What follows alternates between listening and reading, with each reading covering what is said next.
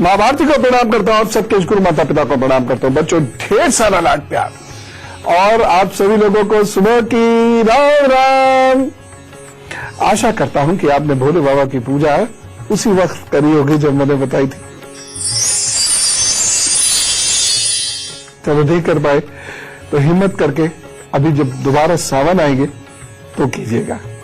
खैर, अब मैं आज के विषय पर आता हूं। 26 तारीख को वलयाकार सूर्य ग्रहण लगने जा रहा है, जिसे एनुलर सोलर इक्लिप्स कहते हैं।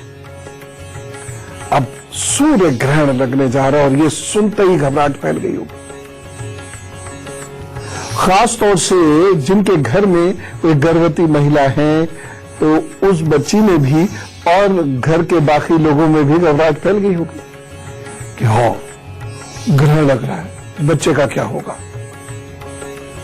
लेकिन यह सूर्य ग्रहण सोलर इक्लिप्स भारत में दिखाई नहीं दे रहा। चूंकि यह भारत में दिखाई नहीं दे रहा है, इसीलिए इसका ना कोई सूतक होगा, इसका ना कोई अन्य संस्कार होगा। और यह बारंबार मैं कह रहा हूं, कुछ बहुत विशेष बात मैं सूर्य ग्रहण से जोड़ते हुए करूंगा, क्योंकि सूर्य की समस्याएं या जिनकी कुंडली में सूर्य ग्रहण योग बना हुआ है उनकी समस्याएं बड़ी विकराल होती हैं। उसके उपाय खोजने की कोशिश करते हैं। लेकिन शुरुआत करेंगे मेष, वृषभ और मिथुन राशि से। मेष राशि, सेहत के लिए यह दिन अच्छा है। हो सकता है कि कोई परेशानी यदि आपको चल रही हो तो उस परेशानी का सलूशन मिल जाए। इस दिन आप बहुत स्फूर्ति महसूस करेंगे। यह दिन काम करने का, और आप खूब काम करेंगे भी। व्यस्तता इस दिन खूब रहेगी, लेकिन उस व्यस्तता के बावजूद भी आप खासे मस्त भी रहेंगे।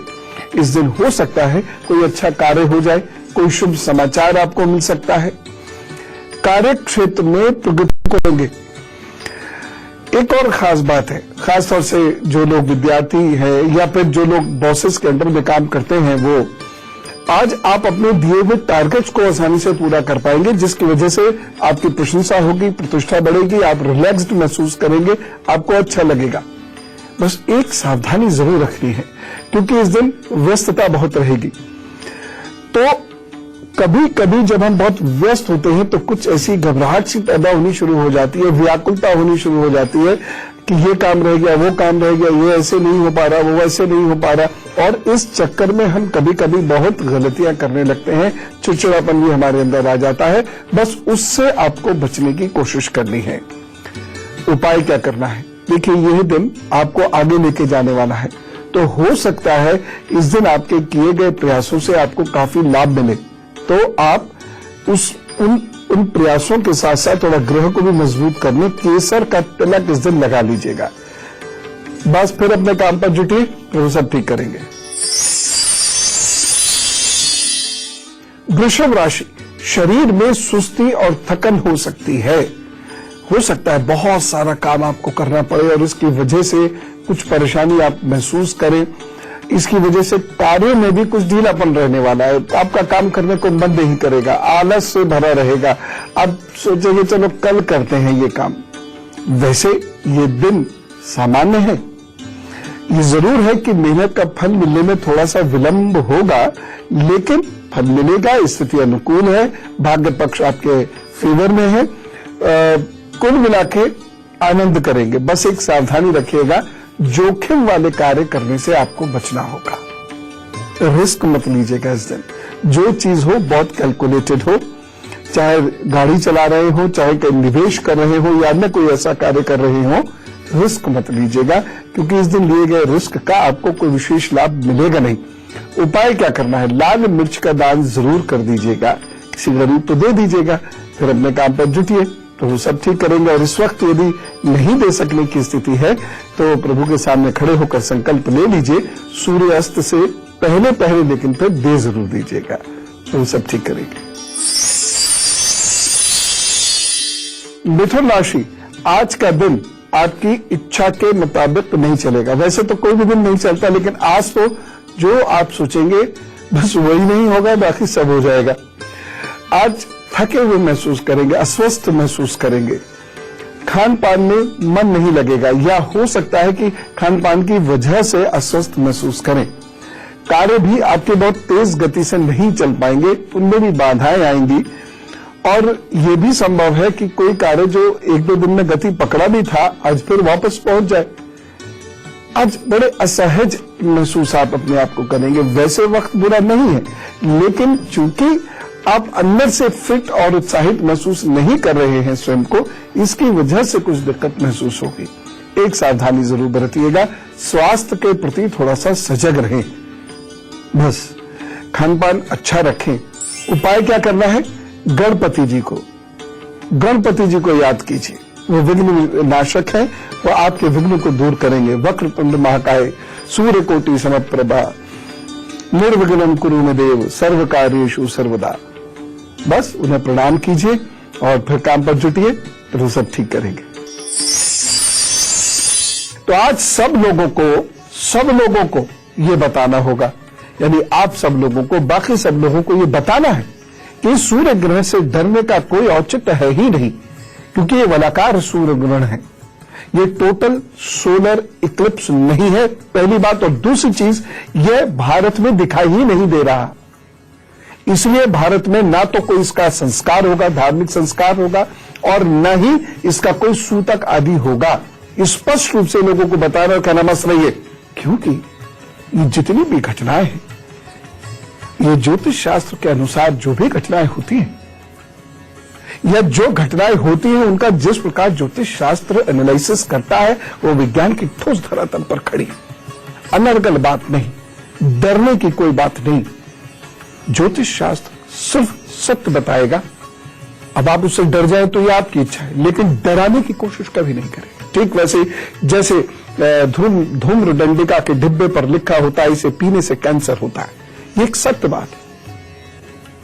तो हमारे देश में आज भी अनेकों प्रकार की भ्रांतियां सूर्य ग्रहण को लेकर व्याप्त हैं, और सभ्य और शिक्षित समाज भी इन भ्रांतियों से अछूता नहीं है। वह भी इन मिथकों पर आंख मूंद कर विश्वास करता है। ऐसे तो मैं बहुत सारे लोगों की पोल खोलता हूं, कहते हैं गुरु जी आप ही हमारे लिए सब कुछ है। मैं कहता हूं कि सूर्य ग्रहण नहीं है, इसको मानने की कोई आवश्यकता नहीं, लेकिन उनके अंदर का भय उनके मेरे प्रति प्रेम पर भारी पड़ता है। मुझे नहीं बताते, लेकिन डर के मारे हर वो काम करते हैं। क्या कहेंगे, तर्क क्या देंगे? आकाश में तो हो रहा है ना, आकाश में तो इतनी घटनाएं हर सेकंड होती हैं, यदि आप उन्हें समझने और उनके उपाय करने लगे तो आप जिंदगी जी भी नहीं सकते, इतने उपाय हर सेकंड करने पड़ जाएंगे। कर्क, सिंह और कन्या राशि का हाल बताकर उसके बाद हम जरा इन मिथकों को तोड़ना शुरू करते हैं। कर्क राशि, परिवार में अतिथियों का आगमन हो सकता है। वैसे भी दिन अच्छा है तो सब कुशल मंगल रहेगा, स्वास्थ्य अच्छा रहेगा, और अतिथि आ रहे हैं, अतिथि देवो भव, तो कुछ देवता आपके घर पधार जाए तो क्या बात है। नए नए रिश्ते जुड़ने के भी योग बन रहे हैं। कुछ नई योजनाएं भी बनाई जा सकती हैं जो आगे जाकर काफी लाभ देंगे। इस दिन शुरू किए गए कार्य, इस दिन बनाई गई योजनाएं, इस दिन की गई पढ़ाई, बनाए गए नोट्स आपको आगे जाकर लाभ जरूर देंगे, इसलिए इस दिन का सदुपयोग जरूर कीजिएगा। बस एक सावधानी रखें, पीठ और कमर पर जरा विशेष ध्यान दें। उपाय क्या करना है? गरीबों को सरसों के तेल का दान कीजिए। बस प्रभु सब ठीक करेंगे, चिंता नहीं करिए, आगे बढ़ के काम कीजिए।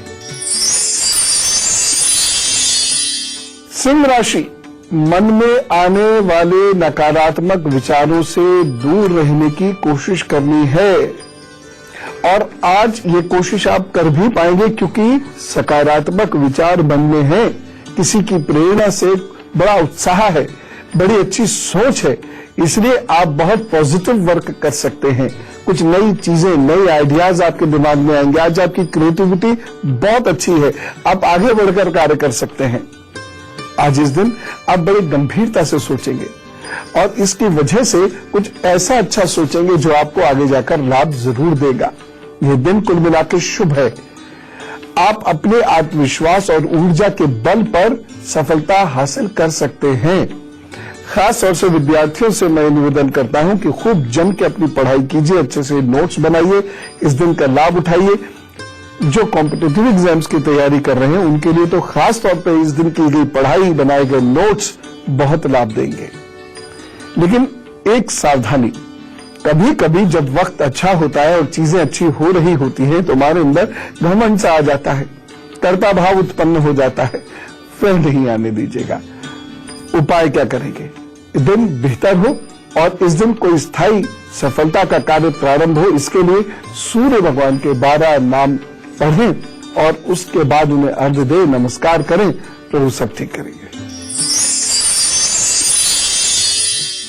कन्या राशि, आज आप प्रभावित होंगे। किसी के प्रभाव से भी प्रभावित हो सकते हैं, अपने अभाव से भी प्रभावित हो सकते हैं, अपनी चिंताओं से भी प्रभावित हो सकते हैं, भविष्य को लेकर कुछ विशेष परेशानियां महसूस कर सकते हैं। आज आप किसी बात को लेकर भी परेशान हो सकते हैं। वैसे तो हर एक व्यक्ति के जीवन में रोजाना कुछ बातें ऐसी हो जाती हैं जो उसे दुखी कर सकती हैं, लेकिन जब दिन अच्छा होता है तो वो दुख नहीं होता, क्योंकि उत्साह मन में होता है, मन सोचता है चल चल। लेकिन जिस दिन आत्मबल कमजोर होता है उस दिन थोड़ा सा दुख महसूस होता है। आज वही दिन है।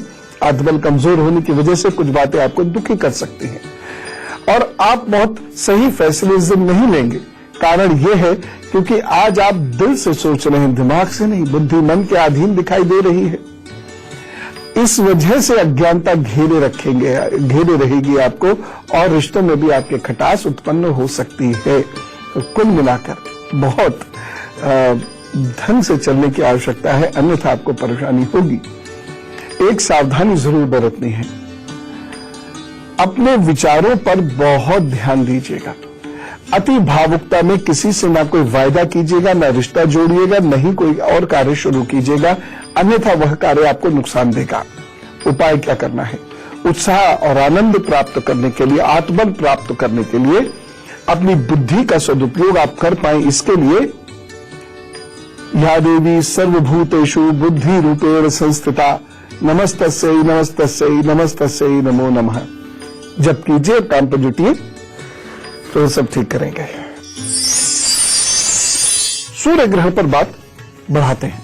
सूर्य ग्रहण का प्रचलन वैदिक काल से ही है, इसलिए सूर्य ग्रहण या चंद्र ग्रहण या ग्रहणों का अध्ययन इसे कहना चाहिए, यह हमारी संस्कृति का एक अहम हिस्सा है। प्राचीन काल में भी हमारे ऋषि मुनियों को सूर्य ग्रहण और चंद्र ग्रहण की अच्छी जानकारी थी और हमें इसकी जानकारी आज से 60,000 वर्ष पूर्व या उससे पहले भी थी। ऋग्वेद के अनुसार अत्रि मुनि के पास यह ज्ञान था, जिसके आधार पर ही इसकी गणना की जाती थी। इसके वैज्ञानिक पहलुओं पर चर्चा करेंगे, लेकिन उससे पहले शास्त्र क्या कह रहे हैं सूर्य ग्रहण के बारे में वह जानते हैं और कुछ कथाएं जो बहुत प्रचलित हैं वो भी जानेंगे। हिरण्यकश्यप राक्षस के पुत्री का नाम सिंहिका, उसका विवाह विप्रचुर्ति नाम के दानव के साथ हुआ था। इन दोनों के योग से राहु का जन्म हुआ था।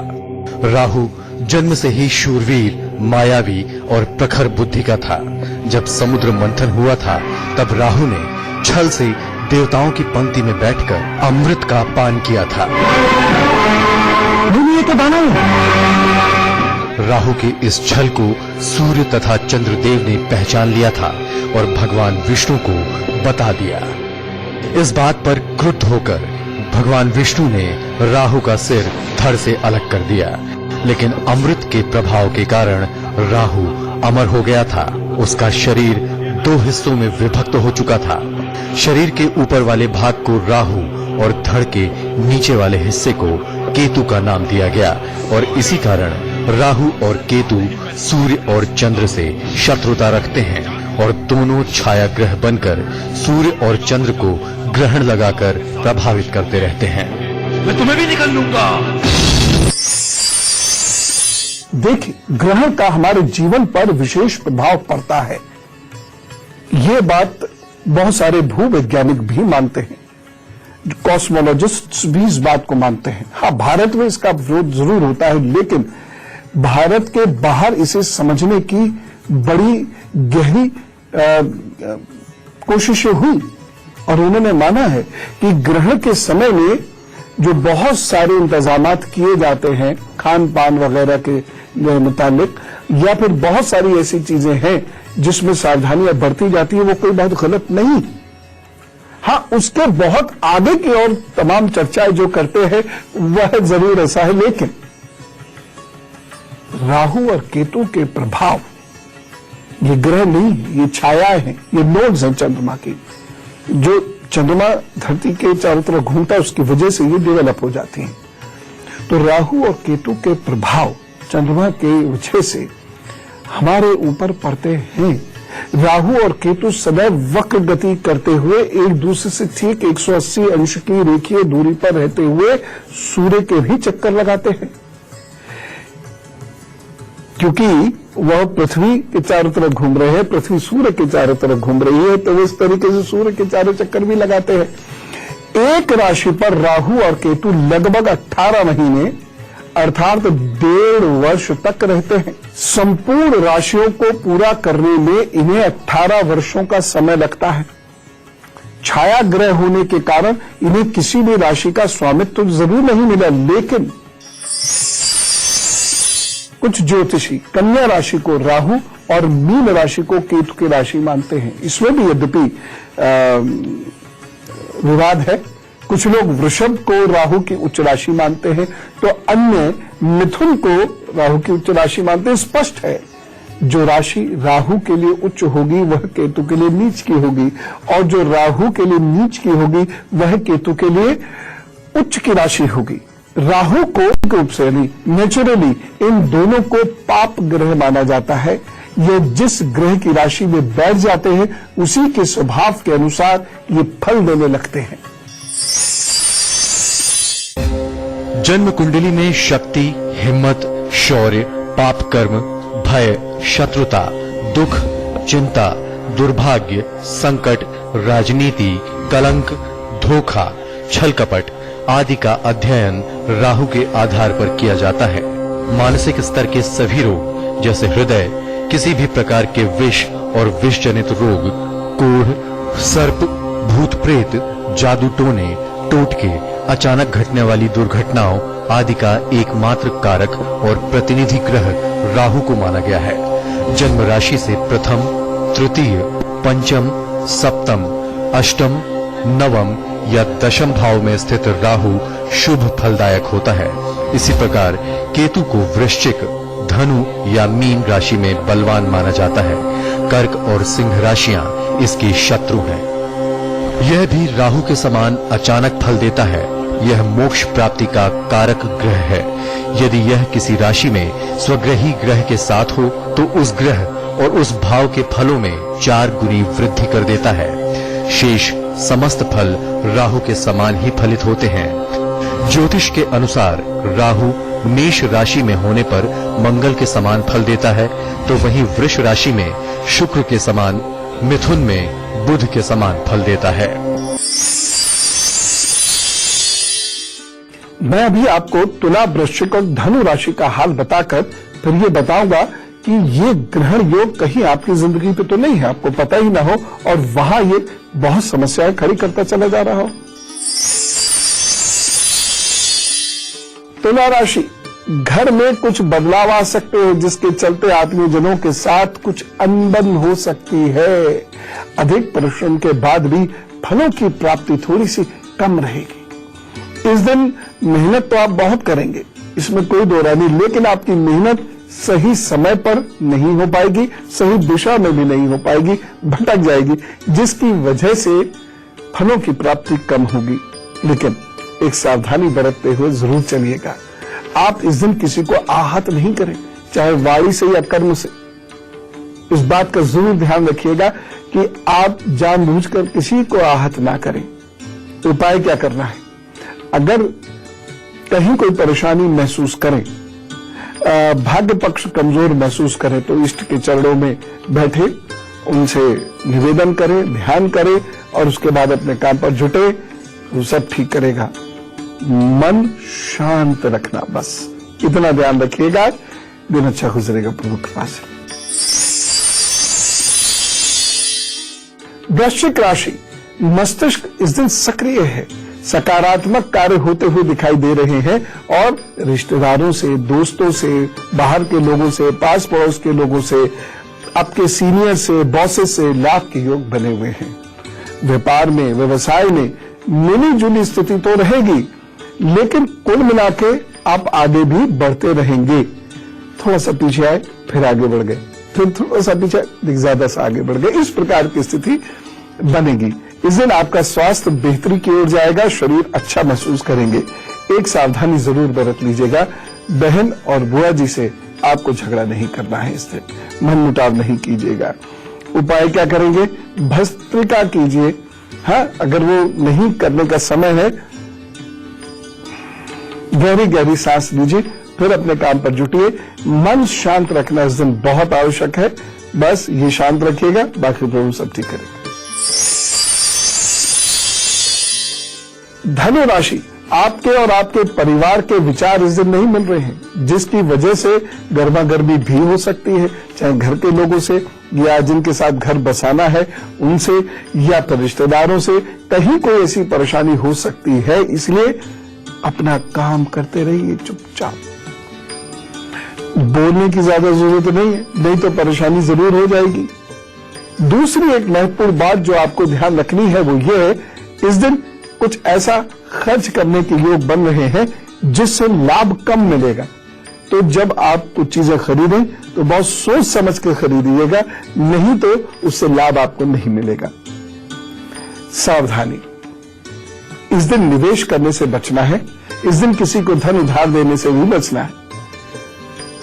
उपाय, जिससे जो धन आप कहीं निवेश करना पड़ जाए या किसी को देना पड़ जाए, या आपका भाग्य पक्ष जब कमजोर हो तो ये उपाय करें, और वो ये है, चीनी का दान जरूर कर दीजिएगा किसी भी गरीब गृहिणी को। अब चीनी कितनी भी हो सकती है, कितनी भी गृहिणियां हो सकती है, वो एक अलग बात है। बाकी ये उपाय करिए, उसके बाद अपने जन्म के कार्य शुरू कीजिए, वो सब ठीक करेगा। जरा रुक लेते हैं पल भर के लिए और फिर मिलते हैं।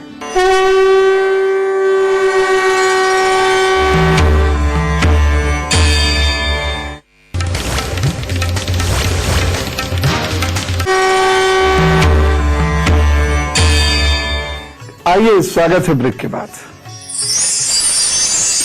इसमें कोई दो राय नहीं है कि राहु और केतु जीवन को बुरी तरह प्रभावित कर सकते हैं। मध्य का एरिया ये राहु का एरिया है, ये वाला एरिया केतु का एरिया है। बहुत सारे रोग तो ये देते ही हैं।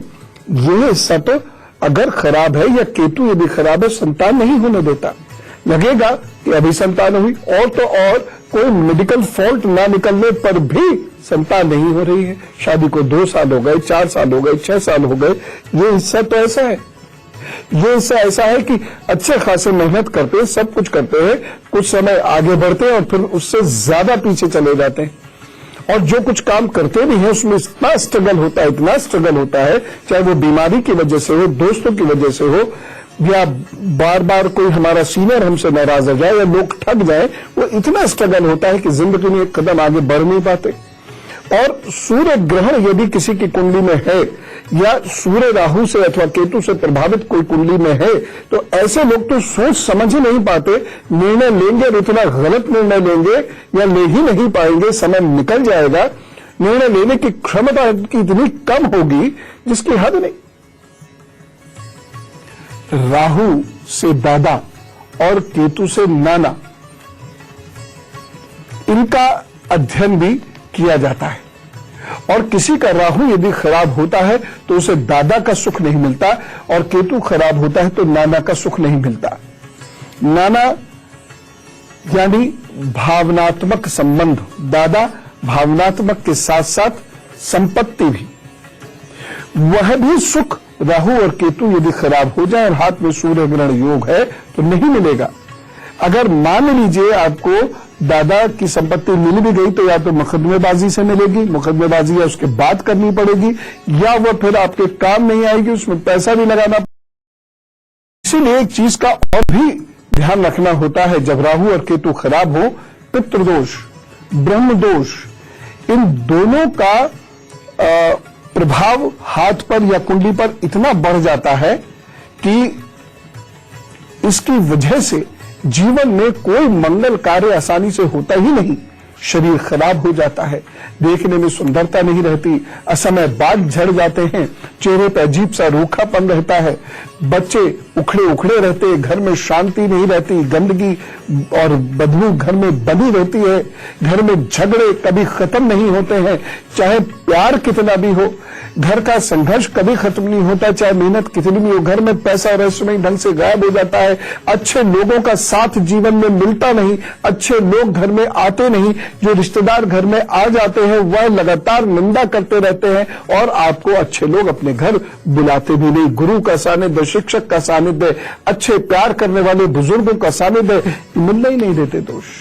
दूसरी तरफ राहु, चंद्र या सूर्य के साथ होने पर जो ग्रहण योग लगाता है या गुरु के साथ होने पर जो गुरु चांडाल योग बनाता है, ऐसी स्थिति में राहु का प्रभाव इतना नकारात्मक हो जाता है कि वो व्यक्ति को कहीं का नहीं छोड़ता। इस प्रकार किसी भी व्यक्ति की जन्म कुंडली में राहु केतु का विशेष अध्ययन करके यह जाना जा सकता है कि राहु केतु से किस ऊंचाई और नीचाई तक पहुंचा देंगे।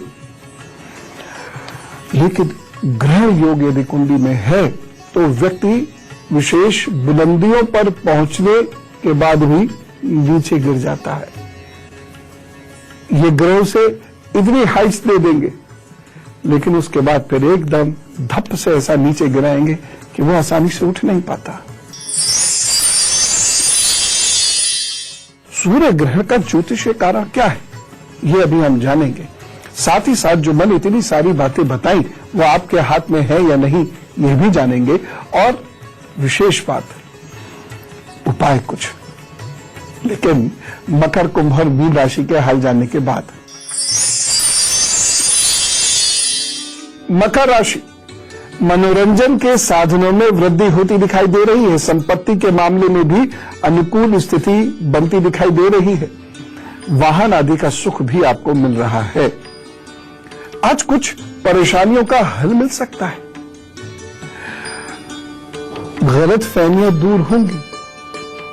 कोई आपके प्रति यदि गलत सोच रहा था या आप किसी के प्रति यदि गलत सोच रहे थे या किसी से मनमुटाव हो गया था या किसी ने आपके साथ मनमुटाव कर लिया था, हो सकता है आज वो गुत्थियां सुलझे। कार्य स्थल पर भी प्रशंसा प्रतिष्ठा मिलती दिखाई दे रही है। विद्यार्थियों के लिए तो दिन बहुत अच्छा है, इसलिए सभी लोग खूब जम के अपना कार्य करते रहिएगा। एक चीज और, आज आपकी खुशी में बाहर के कुछ लोगों का हाथ अवश्य होगा। वो आपकी मदद करेंगे भी और खुशियां भी देंगे। एक सावधानी जरूर रखिएगा। वृद्धजन, बुजुर्गों की और शिक्षकों की बुराई बिल्कुल नहीं निकलनी है मुंह से, ये ध्यान रखें। बहुत सोच समझ कर ही अपना कार्य करते रहें, कहीं ऐसा ना हो जोश में आकर आप उनका मजाक उड़ा दें, नहीं तो दिन बहुत खराब हो जाएगा। उपाय क्या करेंगे? थोड़ी सी लौंग, एक लौंग अपने मुंह में रख लीजिए, प्रभु को याद कीजिए, फिर अपने काम पर जुटिए। कुंभ राशि, यह दिन बहुत अच्छा नहीं कहा जा सकता क्योंकि इस दिन मन अशांत है और किसी का सहयोग भी मिलता दिखाई नहीं दे रहा। परेशानियों का सामना भी इस दिन करना पड़ सकता है। भाग्य पक्ष बहुत अच्छा नहीं है, बिना मतलब की परेशानी गले पड़ जाएगी। इस दिन अचानक कुछ खर्च आ जाएगा या आप खुद ही सोचे समझे बिना कुछ खर्च कर देंगे, जिसकी वजह से धन का संकट भी महसूस करेंगे या आपको लगेगा कि बेकार ही पैसा खर्च किया, मूड ऑफ हो जाएगा। कभी कभी होता है ना कि हम किसी रेस्तरां में खाने गए, बड़ी भूख लग रही थी, कुछ लोगों को लेके भी गए, बड़ी एक्सपेक्टेशन थी वो ये खाएंगे वो खिलाएंगे और हमारी प्रतिष्ठा भी बढ़ेगी, बढ़िया किसी को कुछ खिलाएंगे और हम खूब पैसा भी खर्च करते हैं, लेकिन वहां खाना अच्छा नहीं मिला तो पैसा सारा वेस्ट हुआ और मूड ऑफ अलग हो गया। इसी प्रकार की कोई सिचुएशन आज बन सकती है, ध्यान रखिएगा। हो सकता है आपने कुछ ऐसा खरीद लिया जो घर आके पता चले बेकार है। खैर, एक सावधानी जरूर बरतें और वो ये है कि चाहे आप वाहन चलाएं, चाहे आप सड़क पर चल रहे हो या कुछ लोगों के साथ बैठकर जा रहे हो वाहन में, ध्यान रखने की आवश्यकता है। कैसे उपाय कर लीजिएगा। एक तो अभी कुत्तों को भोजन जरूर करा दें और उसके बाद जब किसी वाहन में बैठे या सड़क पर चले तो अपने इष्ट को एक बार सर झुका कर प्रणाम जरूर कर लीजिएगा। फिर अपने काम पर जुट जाइएगा तो वो सब ठीक करेंगे।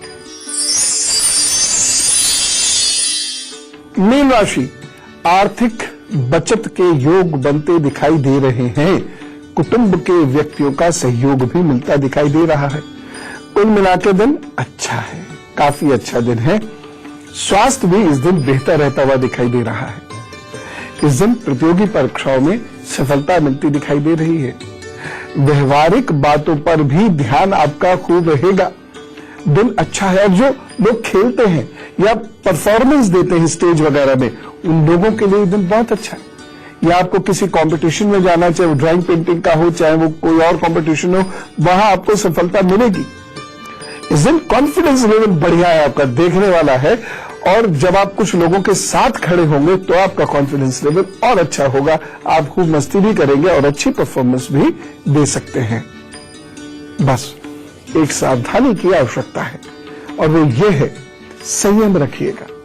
बोलते वक्त थोड़ा संयम रखिएगा और मानसिक रूप से शांत रहने की कोशिश कीजिएगा, क्योंकि जिस दिन उत्साह ज्यादा रहता है उस दिन ये खतरा भी हो जाता है। और खास तौर से जब चंद्रमा साथ न दे रहा हो तो ये खतरा और भी ज्यादा हो जाता है कि कहीं हम कुछ भी किसी से ना ऐसा कह दें उत्साह में भर के कि वो बाद में हमें भारी पड़े। कभी कभी हम बहुत उत्साह में किसी के ऊपर तंज कर जाते हैं, क्षण बर्बाद हमें समझ में आ जाता है कि गलत कह दिया, लेकिन कह दिया तो कह दिया, तीर जबान से निकल गया। और उसके बाद तो वह पहले उसे घायल करेगा और फिर वो जो 2 तीर छोड़ेगा उससे हम घायल होंगे और ये फिर एक अजीब सा सिलसिला शुरू हो जाता है। इसीलिए वाणी पर जरा ध्यान रखना चाहिए और खासतौर से उस दिन जिस दिन हम बहुत उत्साह में हो। उपाय क्या करेंगे? मंदिर में पीले फूल अर्पित कीजिएगा, अपने इष्ट को प्रणाम कीजिएगा। ये मंदिर घर का भी हो सकता है, बाहर का भी हो सकता है। बस अपने इष्ट को प्रणाम कीजिएगा गहराई से, समर्पित भाव से, फिर अपने काम पर जुटिए तो सब ठीक है। मेरा ये प्रयास होता है कि हम हर बात का वैज्ञानिक विश्लेषण करें। तो पहले सूर्य ग्रहण के वैज्ञानिक आधार को समझते हैं। ग्रहण प्रकृति का एक अद्भुत चमत्कार है। ज्योतिष के दृष्टिकोण से देखा जाए तो अभूतपूर्व, अनोखा, विचित्र ज्योतिष ज्ञान ग्रह और उपग्रहों की गतिविधियां एवं उनका स्वरूप स्पष्ट करता है। सूर्य ग्रहण तब होता है जब सूर्य आंशिक अथवा पूर्ण रूप से चंद्रमा द्वारा ढकेला जाता है। इस प्रकार के ग्रहण के लिए चंद्रमा का पृथ्वी और सूर्य के बीच आना आवश्यक है। सामान्यतः ग्रहण के दौरान चंद्र सूर्य के सिर्फ कुछ हिस्से को ही ढकता है। यह स्थिति खंड ग्रहण अथवा आंशिक ग्रहण कहलाती है।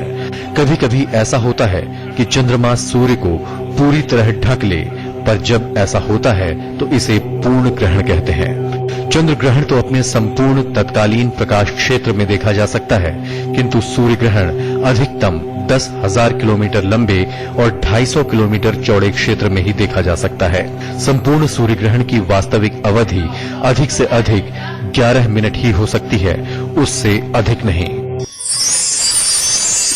तो पूर्ण और आंशिक सूर्य ग्रहण के अतिरिक्त एक अन्य प्रकार का सूर्य ग्रहण होता है जो कल है, जिसे वलयाकार सूर्य ग्रहण कहते हैं। एन्युलर सोलर इक्लिप्स कहते हैं।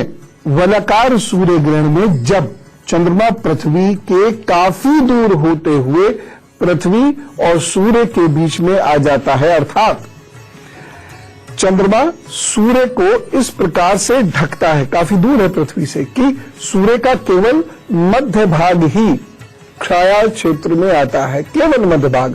और पृथ्वी से देखने पर चंद्रमा द्वारा सूर्य पूरी तरह ढका दिखाई नहीं देता। जबकि टोटल सोलर इक्लिप्स में क्या होता है, सूर्य दिखता ही नहीं है, चंद्रमा बिल्कुल यूं करके ढांप लेता है, सूर्य दिखता ही, उसकी किरणें ही नहीं आती। लेकिन इसमें क्या होता है, जैसे मान लीजिए मेरा मुंह पृथ्वी है, यह है चंद्रमा और यह है सूर्य।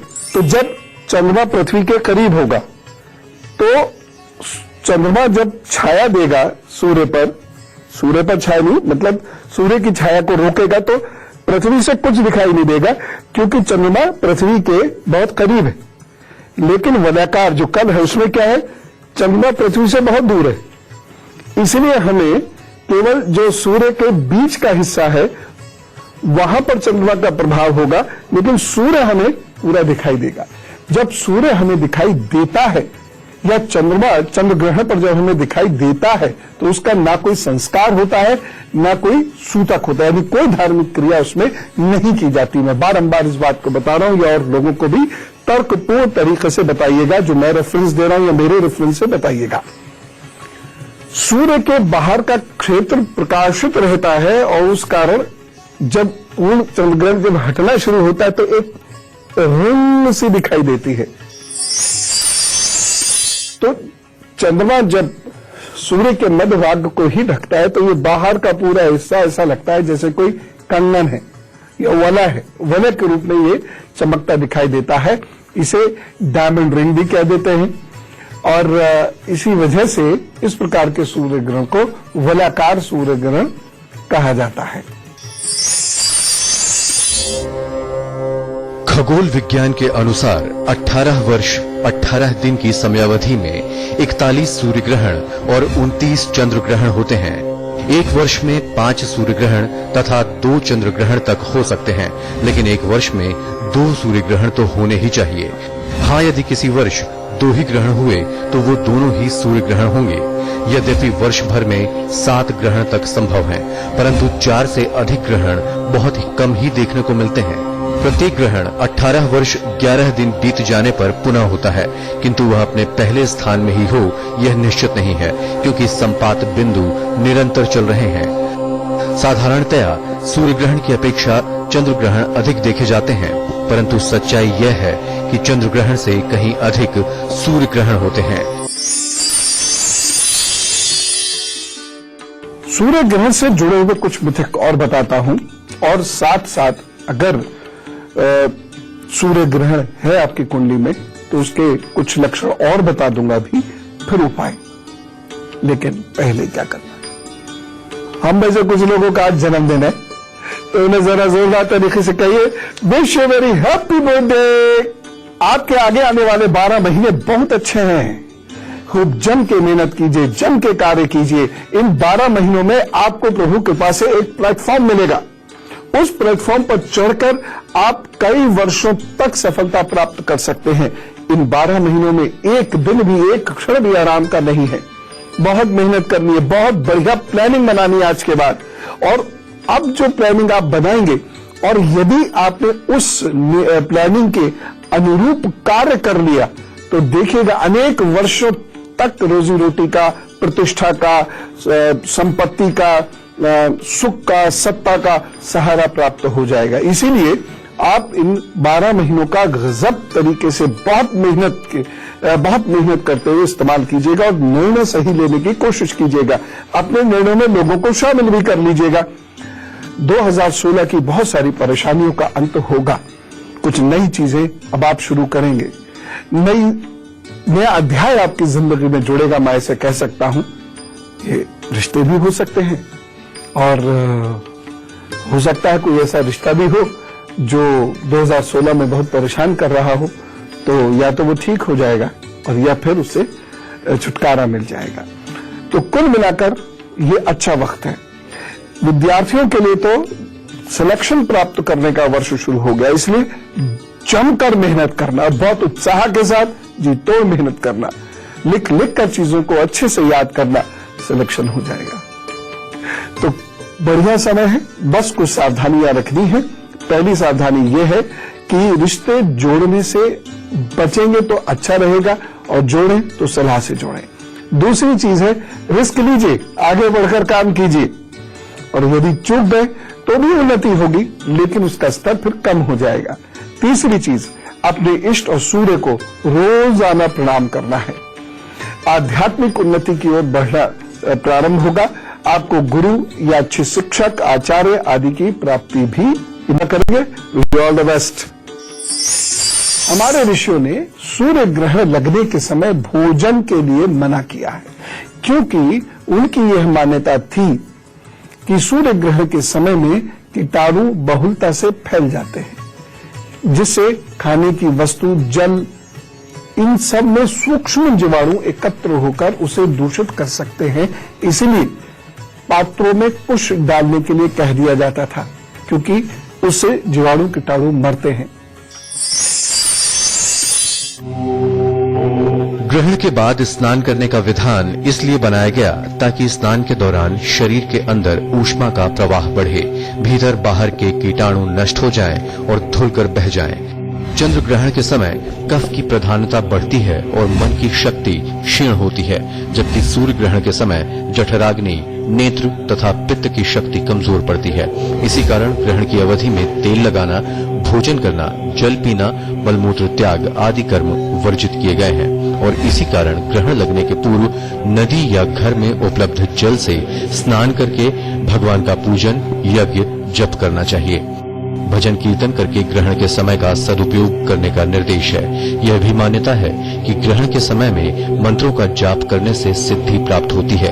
ग्रहण समाप्त हो जाने पर स्नान करके ब्राह्मण को दान देने का विधान है। कहीं कहीं वस्त्र, बर्तन धोने का भी नियम है। पुराना पानी, अन्न नष्ट कर नया भोजन पकाया जाता है और पानी ताजा भरकर पिया जाता है। ग्रहण के समय गायों को घास, पक्षियों को अन्न, जरूरतमंदों को वस्त्र दान से अनेक गुना पुण्य प्राप्त होता है। अब मैं आपको ये बता देता हूं कि आपकी कुंडली में सूर्य ग्रहण योग है तो क्या क्या होगा। यहाँ पे हाथ की स्किन, अगर ये स्किन काली है, यहाँ पर ये हिस्सा दबा हुआ है और कालापन लिए हुए है, या काफी ज्यादा उठा हुआ और कालापन लिए हुए, यहाँ पर कई सारी रेखाएं इकट्ठी हैं। ये उंगली, शनि की उंगली, इससे जाकर चिपक जाती है, यह उंगली इससे जाकर चिपक जाती है और ये उंगली आगे की ओर थोड़ी सी मुड़ी रहती है, तो इसका मतलब यह है कि कहीं न कहीं सूर्य पर राहु और केतु की इस प्रकार से छाया है कि वह सूर्य को उसका कार्य करने नहीं दे रही, उसकी रश्मियों को आप तक पहुंचने नहीं दे रही है। सूर्य ग्रहण का मतलब ये नहीं है कि ब्रह्मांड के सूर्य पर ग्रहण लग गया, इसका मतलब यह है कि ब्रह्मांड के सूर्य की रश्मि आप तक नहीं पहुंच पा रही थी। तो ऐसे में क्या होता है, जो हमारा thalamus part of the brain होता है उसकी फंक्शनिंग कमजोर होती है और ऐसे व्यक्ति की चेतना शक्ति कमजोर होती है, उत्साह उसमें कम होता है, वह चीजों को गहराई से सोच नहीं पाता, उसके निर्णय नहीं हो पाते, या होते हैं तो वो गलत निकल जाते हैं। दादा, पिता, चाचा, ताऊ, इनका उसे सहयोग नहीं मिलता, घर में उसे कलह का सामना करना पड़ता है, उसके रिश्ते बनते हैं और बनने के थोड़े समय के बाद टूट जाते हैं, उसके वैवाहिक जीवन भी बहुत अच्छा नहीं होता, उसके मुंह पर थूक रहता है और उसको शरीर में पानी की कमी रहती है, स्किन उसकी झुर्रीदार हो जाती है, उसको याद आसानी से नहीं होता, उसकी एकाग्रता का स्तर बहुत अच्छा नहीं हो पाता। इन सब चीजों की वजह से उसका जीवन कमजोर पड़ जाता है। सूर्य कमजोर है तो प्रतिष्ठा तो मुश्किल से मिलेगी, ये तय है। उपाय ऐसे में क्या करना चाहिए? ऐसे लोगों को सदा ही सूर्य उदय से पूर्व उठना होगा, चाहे वो 3 बजे भी लौट के आए हैं तो एक छोटा सा पावर नैप लेके फिर उठें, स्नान आदि करें, सूर्य के सामने खड़े होकर व्यायाम करें। ऐसे लोग कैल्शियम और विटामिन डी जरूर ले लिया करें, सोते समय पनीर जरूर लिया करें, सुबह अलसी जरूर लिया करें, सूर्य के सामने खड़े होकर सूर्य नमस्कार के 12 जो उसके रूप है वो जरूर समझ लें और उसके बाद वहीं बैठ के गायत्री का यज्ञ करें और आदित्य हृदय स्तोत्र का पाठ करें। ये करना ही पड़ेगा, नहीं है समय तो आप जाने, लेकिन इसके अलावा इसका कोई और रास्ता नहीं है। ऐसे लोगों को बुजुर्ग, पिता, चाचा, ताऊ और गुरु ये अपने जीवन से सदा जोड़कर रखने चाहिए। ऐसे लोगों को दूसरों की रक्षा जरूर करनी चाहिए और ज्यादा से ज्यादा ऑक्सीजन लेना और पानी पीना चाहिए, जिसकी वजह से उनका जीवन बढ़िया कार्य करे। अगर आपने ये उपाय कर लिए तब तो यह सूर्य आपकी मदद करेगा, नहीं तो सूर्य ग्रहण योग यदि है तो अन्य कोई चीज साथ नहीं देगी। रूबी पहनना तो दूर की बात है, अगर रूबी की खान में भी जाके बैठ जाओगे तो भी कुछ नहीं होगा।